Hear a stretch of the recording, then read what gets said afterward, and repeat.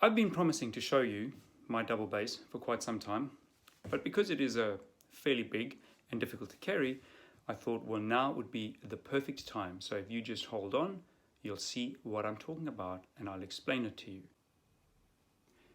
Here it stands in the corner of my living room from top to bottom. Let's go through it. Let's have a closer look. We start off with the scroll. The scroll has 4 tuning pegs. 1, 2, 3, and 4. That's where the strings join, and you can see them from the top. Then we have this section here, which is the nut. And then we have the fingerboard, and you can see the strings run down the fingerboard, which ends over here. As we go further down, we end up with what we call the bridge. This section, if you look at it from the side, it's exactly like a bridge. It's like a support in a bridge that holds the strings above the body. Further down, we see where the strings end, and they end in the tail piece, which is this wooden section here. On the side of the tail piece, you'll see I have a quiver, which is just a pouch, and the pouch holds my double bass bow. Coming round to the body of the bass, we see that's pretty big, and that's where the sound is made. Now, the double bass on its own is a fairly soft instrument. And that's why in an orchestra they'll have 4, 5, or 6, 7, or 8 double basses playing at the same time. But to make my instrument louder, I use the same method that we use in schools, is I amplify it. And I'm going to show you how that system works now. We start with the bridge. On the bridge, at this point here, where I'm pointing, I have a little metal plate with a wire coming out of it. And that metal plate picks up the vibrations of the instrument. That sound, those vibrations, then travel to this section here. And on this section here, I can attach a wire, exactly like we do on our bass at school. Here's my wire. We're going to plug it in. There. Now this wire takes the sound as it sounds from the bass, and I run it like this. Let's follow the wire, let's follow the wire, let's follow the wire, and the first thing we meet is a switch. And all this switch does is switches the signal from this side to that side or off. So if the switch is on, the signal goes through. If the switch is off, the signal stops here. Let's carry on. And then I'm going to follow that wire, that blue wire. Don't worry about the yellow one, we'll get there now. And this is where it gets interesting. Over here we have what I call my pedal board. And this has various pedals on it, and they all do different things.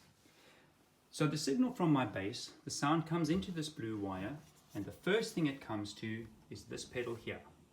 Now, if I click that pedal on and I play the bass,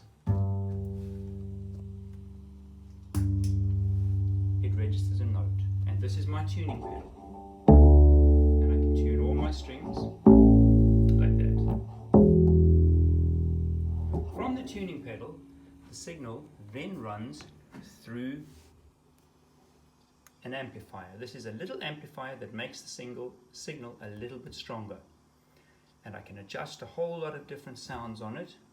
I also run a microphone through there.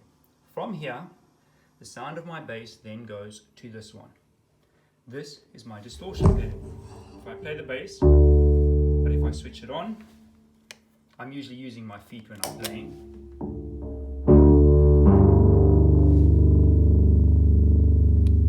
That distorts the sound nicely. This one I like a lot, and I use this pedal when I'm playing a solo. Listen to how it changes the sound. Here it is without the pedal. When I put it on,